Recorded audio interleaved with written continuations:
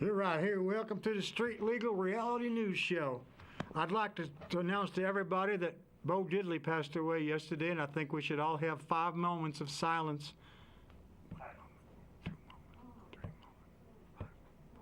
That's 5 moments. We have had the primaries, and now it's a done deal. Hillary's going to run, possibly as a rogue candidate, but I have a feeling she probably won't, because she's going to just keep this thing suspend her campaign and wait until the convention, because she does have some valid arguments in her favor as far as the amount of votes she's generated and the amount of large states that she won in. So it'll be kind of interesting to watch that news and see how it turns out. And Mr. Obama, he's done a good job. He's been, nobody knows much about him except for the fact that he considers the blue-collar Democrats people with a bitter attitude that cling to their guns and cling to their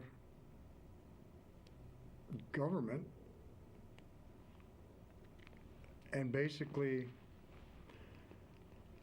I really cling to their guns and cling to their religion, and then have a xenophobic attitude of people that don't resemble them, which I found a really intriguing way of terming the basic member of the Democratic Party and disrespecting them in that matter when discussing with the big money people in San Francisco his situation and kind of going nudge, nudge, wink, wink. Well, I don't think that's a good idea, my friends. I think that maybe that could have been a big mistake, and the fact that he lied about his pastor being his mentor for 20 years, but then when they show a video DVD of the pastor saying that's not God bless America, let's just GD America, and let's not and other un-American things, which I get the feeling is if somebody lives here and gets the benefit of all of the good stuff that we can get in America, I feel if they feel that bad about America, maybe they should just leave and don't let the door hit them on the butt on the way out. I mean, it's a free country. You don't have to stay here. I guess it's a free country for you to hate, but if you leave and you don't have to hate, you're going to improve yourself more, because when you have hatred within your heart, you only hurt yourself. You don't hurt anybody else but yourself. So maybe so that they won't feel so conflicted, maybe they should leave. But that's just neither here nor there. Be interesting. Dr. Ron Paul, he's a good candidate. I don't agree with all of his positions, but I agree with a lot of his philosophy of a libertarian point of view, that people should have a chance to run their own lives without having the government run it for them. And when he was referring to marijuana, he wasn't endorsing the fact that people should smoke it. He was saying the fact that if somebody wants to, they should be allowed to and not be interfered by governmental bureaucratic BS. I mean, let's face it. I think that for some reason the federal government is really down on medicinal marijuana, possibly because they want us all to be part of their mind control and don't want us to actually think for ourselves, and are afraid maybe people might get a little bit of enlightenment and see through the veil of their government. Well, we already know that, so there's no point in it. Everybody that's got a brain can figure that out. They don't need any kind of chemical augmentation to figure that out. It's pretty obvious. It's just this whole situation is very, very, very tenuous, and it's going to be quite an election. I've watched Mr. McCain. I saw the speech that he gave last night, and there's one wonk from CNN that apparently is a follower of the most left-wing candidate in the election because the media always goes to the far left, and Obama's way far left of what Hillary and Bill were, or at least are at this point in time. And the media tends to follow that trail. And he's gotten a big fair ride with a lot of softball questions asked him by all the people that interview him. Tends to not really be able to track well if he has to not have a transcript in front of him when he makes a speech. But he's got an attitude that he's entitled. They talked about Hillary having an attitude. Well, he's got the attitude as far as I can see by the way he struts around, points his finger, and appears to know it all. But the unfortunate thing is we don't get to really know what he knows and what he's like. And then when he gets asked questions, he feels like that's breaking his privacy. Well, he got to realize that when you're running for office for the President of America, the United States of America, it's one thing for the primaries, but now it's going to be, people are going to want to know everything for the general election because that's the way it is. And I think that Senator McCain doesn't have a bad idea. Town countries that are no softball questions, no left-wing media asking softball and questions that they want to ask. I think a meeting between two guys at a town meeting, which is how this country started, people would debate, which would be a real debate in a small town meeting, and not a meeting where you got hand-picked audience that you know that's already been prepped, like some of the people have in maybe both parties, but mostly the other party. And I think that McCain will make a better president because he's got the experience. I really can't fathom the naivete and sort of boasting attitude he has about, well, I'm gonna go meet with Ahmadinejad or whatever his name is. I'm gonna go meet with Chavez down in Venezuela. I'm gonna meet with Raul Castro. He's been endorsed by all these totalitarians. They've endorsed the Obama's campaign, as did the terrorist political organizations when they were when the Democrats were running for Congress. They were endorsed by the terrorists. So it's kind of interesting there, that kind of little synchronicity of philosophies going on there. And I would like to see weekly town meetings, maybe not weekly, at least twice a month.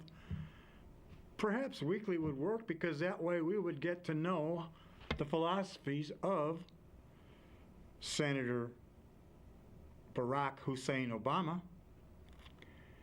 and John McCain, Senator John McCain. They could answer the questions that each other asked of each other. And that way the people in the country would get a real chance to know who they would want to vote for, whichever person follows the philosophy closely that they have, or that they would be comfortable in electing for the president. The President of America, the United States of America, is the most powerful person in elected office in the free world. Now you got Putin, who's put up a little puppet president. He's prime minister. That's not the free world. That's just another sham government trying to get their way. And Putin never has gotten over the fact that he's no longer in the KGB running things.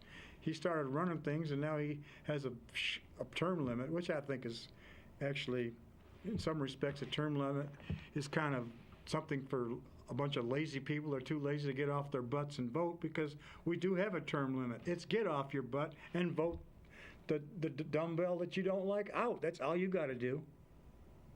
But since people are so darn lazy in America, I guess they've come to the fact they had to have term limits, which I guess makes it easier for the executives because the people are changing in shorter increments. But when you're in the Congress of America, it takes you 2 terms just to figure out where the bathroom is.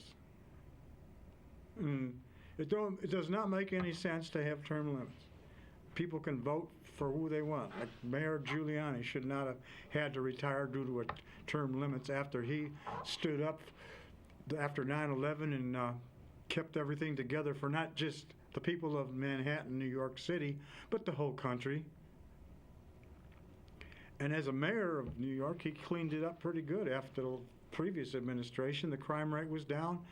The immorality in Times Square was taken care of, and the city was safe.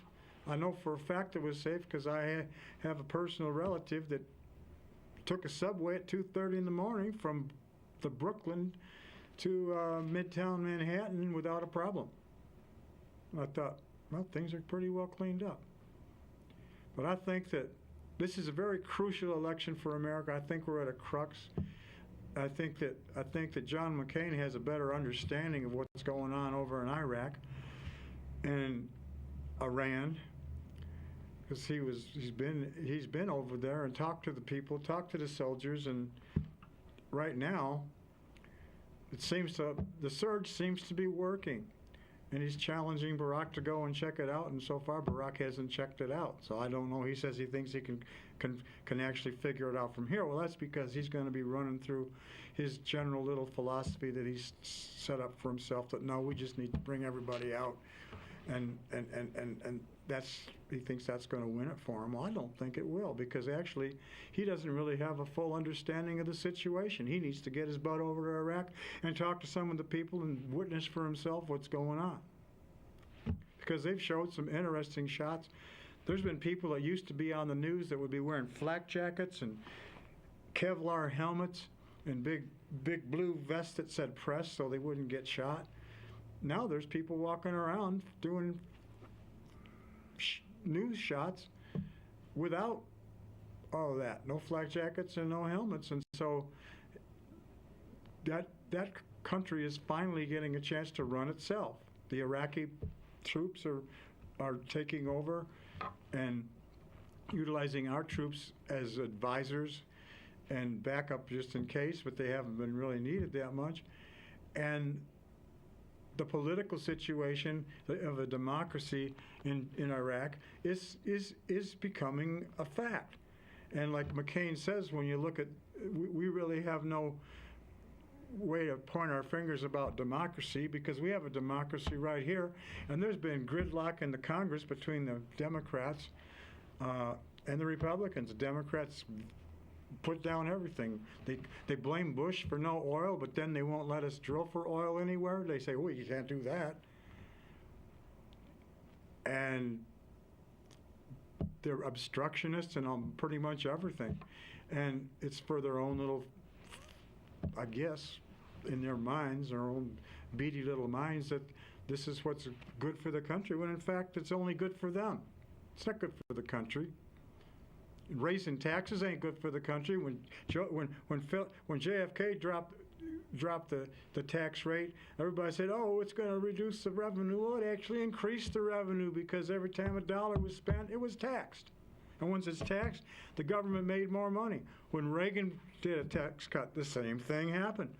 The dollars kept going back and forth and forth and back, and every time they exchanged hands, it was taxed on, and the government generated more revenue. When Bush created the tax cut for the capital gains, more people were investing and doing, and that money was being utilized and jobs were being had, and it didn't really have a significant any kind of problem with reducing the input of the country. And we've had a little bit of problem with the fact that it's cost a lot to run this war, and we've had a few allies, but we saved every country in the world. We saved all the people in Europe during World War I and World War II. We saved the Japanese. We saved the French. We saved the English. We set Germany up set them up after World War II. We set the Japanese economy and the country up after World War II. And if they'd have won, I don't think they would have set us up the way we set them up. I'd have a feeling we might have been goose-stepping and Sig Heiling in some slave labor camps had they won World War II. And the fact of the matter is, America has been the country that's been there first and fastest when it comes to aid for any kind of natural disaster. We're there. People need money, we give them money. People need somebody. Well, for years we were the army for the UN, and finally the UN's got its own little blue helmeted army, which is not quite really a legitimate army, because it's more like a non-army when you see the people, read about the people in the UN forces in Africa actually raping and attacking little female girls and probably boys as well, when they're supposed to be there helping the people, and instead they've been satisfying their own, basically, I would say, perverted needs. If they're raping young kids, it's certainly not a nice thing. And we should, and now they actually want to have a blue hat come and assess the American electoral process. I think they should take their dumb blue asses back to Africa and get it done right. But that's my opinion. And I'm sticking to it. I think this country can be saved. I think all we need to do is stop all the BS in Congress, the obstructionists. People need to get their act together. And instead of being just so damn gung-ho on being I'm part of this party and I don't give a rat's ass what I'm going to vote for unless it's for the Democrats, like, I don't care if they nominate a monkey, I'm going to vote for him. I heard somebody say that once. What we need to do is get together. This country has problems. We need to drill for some oil. We don't need to be dependent on the Saudis. And basically, the biggest obstructionist to drilling for oil has been the Democrats. They won't allow anybody to drill anywhere. We could untap some of the places that we've actually located and build some new refiners, and we wouldn't have a problem. This whole thing with carbon footprint is a crock of BS, just to create money for the UN so they'll have to be able to build up their own little army.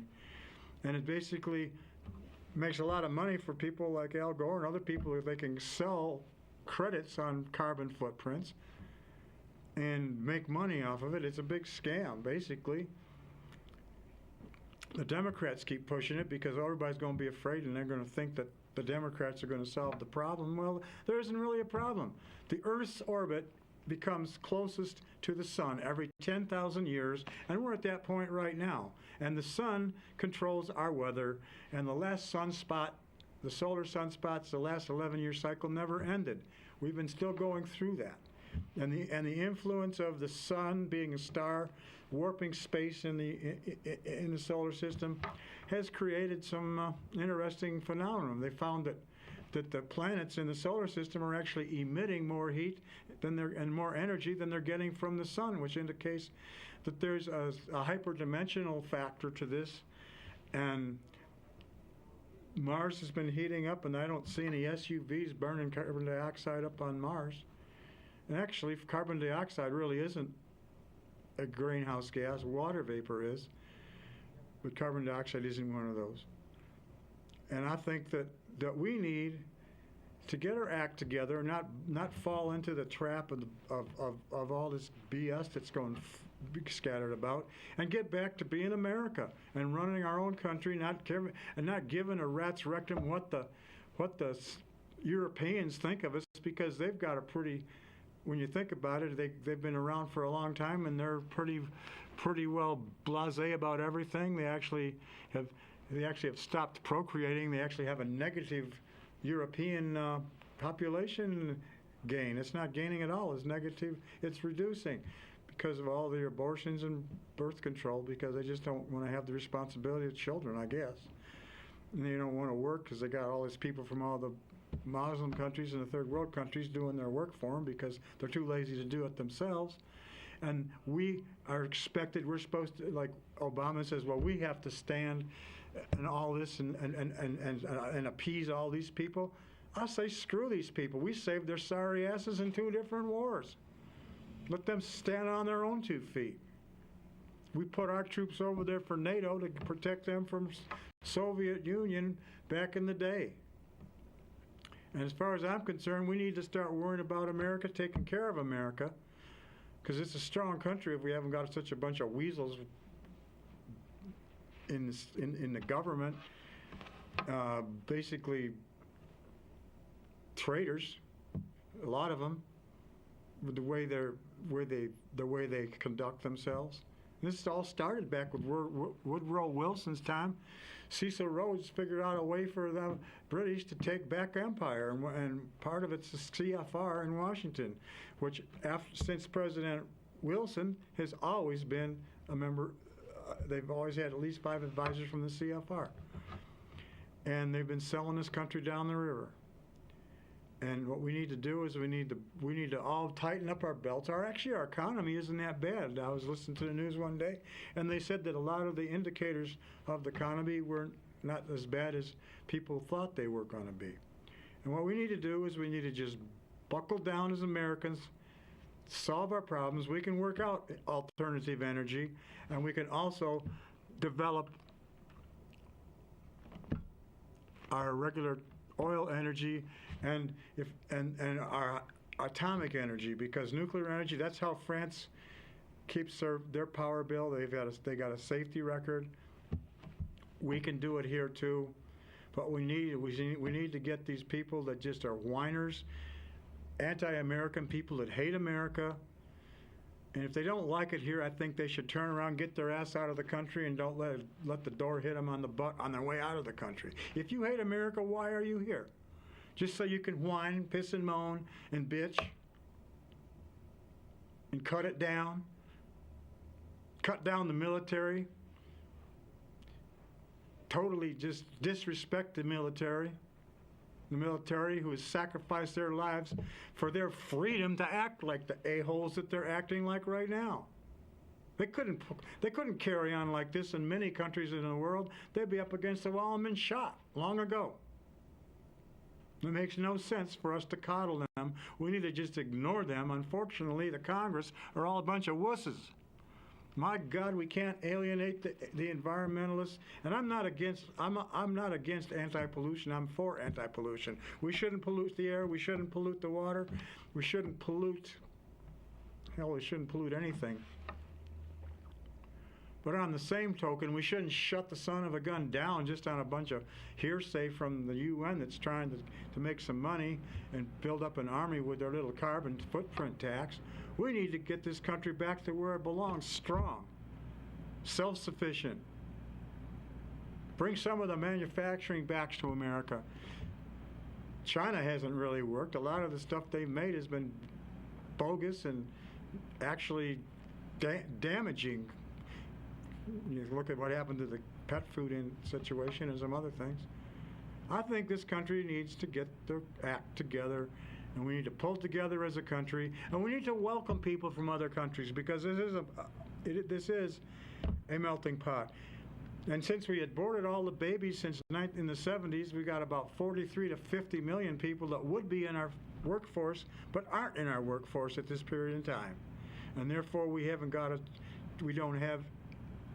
need workers from other places to keep our economy strong.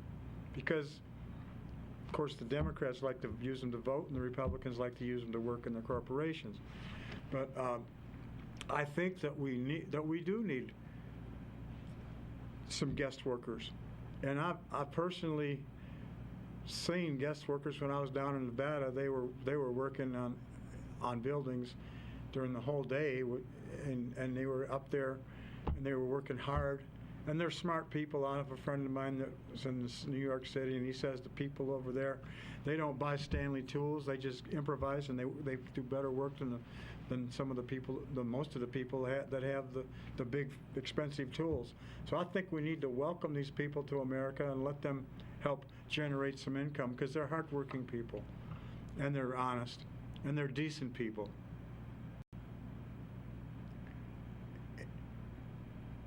And all they want is part of the American dream, which is what we all want. And I think that's where we need to be. We need to stand where we can have a strong country and not all be like, most of the Congress people are like empty suits with blow-dried hair, with one finger in the air for the wind of opinion and one hand behind their back for the payoff. And we need to stop all this. We need to stop all this corruption. We need to get some people in government that aren't trying to steal from it or push through all these earmarks, and then they can get some money for their campaign funds from the different people that they've aided. I think we need to clean all this stuff up. We need to get people working together. We need to start like World War II. Everybody got pulled together and we made it through. We need to do the same thing. We're in the same straits right now. This country's like a sailboat with a loose tiller. We need to get her tightened down. We need to tighten those jibs. We need to tighten those.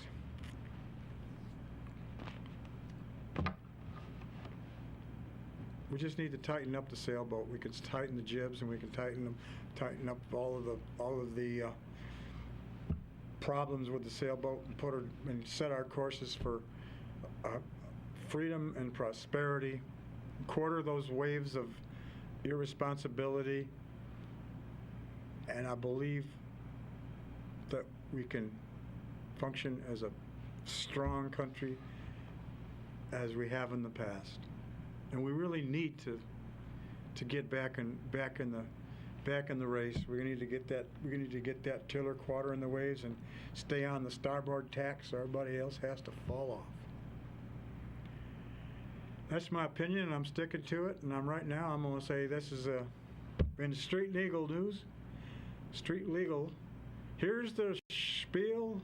Keep it real, and here's the deal. America is the best country in the world. I don't much like the government as much as because I'm a kind of a cynic about some of the things that go on there. But basically, the people in this country are all good people. They're God-fearing, hard-working people. And they need a better deal than they're getting now. And I think it's time for things to change. We need to drill for that oil. We need to refine that oil. And we need to build the alternative cars. We need to use the wind power, and we need the solar power, and we need the nuclear power. And we can abolish utilizing the coals, although we got technology that can clean up the pollution in the coal plants. They've done that for years. And I'm sure they could improve that technology even more. And making ethanol hasn't solved anything. When they make ethanol, they utilize more fossil fuels and pollute the air, which makes absolutely no sense. And it's actually taking away from our food source and making our food expensive. We need to stop burning corn kernels for ethanol and start burning the corn stalks. Use that. That'll ferment. Wood pulp will ferment. We can use that. But instead of getting ahead, this country's going behind. We've let the green weenies shut down all of the lumber in the West Coast here in the Rocky States. They just shut it down and let it burn. And people got to breathe benzene and other non-friendly chemicals from the fires that were lit, that were caused because of no timber sales for 20 years, because every time they wanted to have a timber sale, they'd have a judge vote against it over the protest of some of these green weenies. I mean, it's just ridiculous. I mean, people that are gung-ho, real environmentalists, a lot of those people are really well-meaning and genuine people, and I agree with them. We need to have selective cutting in the trees, no clear cuts. We need to have it. We need to manage the forest like they manage the forest in Germany. They selectively cut the trees and keep the forest healthy. That's what we need to do here. And then we could have jobs for people, and we could have reasonably priced lumber for people to build houses with, instead of having to import all of the wood from Canada. There's just a lot of things we need to do. And I believe that the true American spirit that we have is there. All it needs to be is activated. Like that Japanese admiral said after Pearl Harbor, I think we've woken a sleeping giant. And I think that we need to awake the sleeping giant of America's inertial lack of basic stick-to-itiveness, and let's put it together and let's really work hard. I think we really need to just, as a country, all pull together and strive for the greatness that America actually is and can be and should be and will be, because I believe people will actually do the right thing. And we need bipartisanship in Congress. We don't need all this bickering back and forth. We need some strong leadership. We need some leadership that actually makes sense, not based on a lot of fallacious ideas. And God bless America. God bless all the people in Iraq. God bless all the troops in Iraq. God bless our troops everywhere in Iraq, Afghanistan, Pakistan, and wherever. They're all scattered all over the world. North and South Korea, some in Europe. I don't know why we don't just pull those people out. We don't really need them there. But anyhow, that's pretty much all there is for the Street Legal News Hour, which is whatever many minutes it was. And I've gotten a chance to vent my spleen and hopefully maybe cause some people to think a little bit out there about maybe the possibilities that we have for this country, because there are a lot of possibilities for America to fulfill its place in the scheme of things in the world, because we are the best country in the world. I'm allowed in this world to talk about the government like I do, and I'm not getting taken up and put up against a wall like if you were in some of these countries that are totalitarian. You certainly couldn't do that in Cuba. You certainly couldn't do that in Venezuela. You couldn't do that in Russia probably right now, because Putin puts anybody in jail. He shut down all the actual media. You can't get away with much in China. I seriously think that part of the problems China are having right now might be related to their treatment of the Buddhists in Tibet, because sometimes what goes around comes around. I can't say it's for a fact, but it's a possibility. And God bless the people in China and myself, as well as the people in Tibet and India and Pakistan and Afghanistan. People in Afghanistan who for centuries have lived in their own way, which is, as I recall in history, Alexander the Great couldn't conquer the people of Afghanistan. They're hard-fighting and strong-willed people, and they've prevailed for centuries. And God bless them for it. Well, I haven't got much more to say now, except God bless you, and God bless America, and God bless everybody, and God bless Hillary Clinton, God bless Barack Hussein Obama, and God bless John McCain, and God bless George Bush, and Dick Cheney, and Condoleezza Rice, and God bless America. Amen. And you have been listening to Street Legal News. Here's the spiel, keep it real, here's the deal. And right now I'm going to leave the desk, and you're going to be watching the backdrop. You all have a fine evening. Hasta luego, la taco enchilada.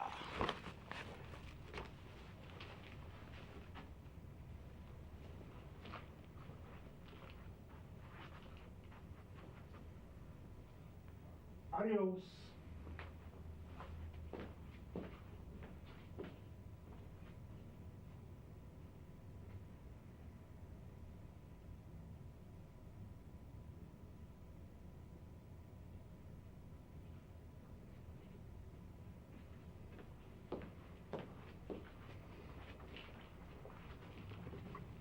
Oh, I forgot we need to have a commercial, because we need to have a commercial here. And basically, if you have a problem with your hair, we have the Chia Pet answer to hair maintenance. It's a kit that contains specific clay ceramic mix with H2O and H2O2 and KY jelly applied to the pre-shaved bald head. The ceramic is rolled like a pie dough, and when rolled in plastic sheets covered with Teflon with little spiked rollers, when the proper thickness is obtained, and you can fit the sheet over the skull, then you got a little matrix of seeds that you can put in water for a little while, then you apply them to the ceramic, and then you go out and you basically dry it with your, when you achieve the proper thickness in the ceramic when it's obtained, you can fit the sheet over the skull. And then you can use a hair dryer to dry it in place, and then you apply the seeded grid to the head, and there's some Teflon foam involved in there, and you have it ready to install the seed matrix. And then then you have to water it with a mister. You mist and seep water with Miracle Grow, mixed with the water, pre-mixed with it, sorts out and allows to sit outside and allow the sunlight to naturally cause your plant growth. And when you get your plant growth on your head, you're going to have grass. Well, you could have a combination of barley and wheat. You could have a combination of miniaturized corn, possibly. And when you get up to when your hair starts to grow, you could use like a little clipper, or you can even have like for people that are goths, they could have a little Grim Reaper with a scythe on the top. Although it wouldn't be a working action figure, you would have to trim it yourself. You could grow yourself a green mullet, have it growing down there. And we're working on doing some recombinant DNA and taking maggots from flies and converting them into small ducks, and you can have a little wetland on the back of your head where you have your ducktail haircut. But that's in production right now, where it's in research and development. But anyway, that's the commercial for the Street Legal News Show tonight, and I'd like to welcome all of you to beautiful, wonderful Montana. If you're not from Montana, you are now. And don't forget to take a look up there and watch the chemtrails over Missoula and the chemtrails over Montana. They're blocking the ultraviolet rays that help that have had negative influence on the amphibians. And Howard Hughes Corporation patented aluminum oxide. They mix that with the jet fuel, and that helps prevent the ultraviolet waves from hitting us all, and that's probably a good thing. So we have to thank the Hughes Corporation for that. And it's fun to watch the planes. So you guys have a good evening, and Shalom Aleichem L'chaim. Sei gesund. Thank you very much.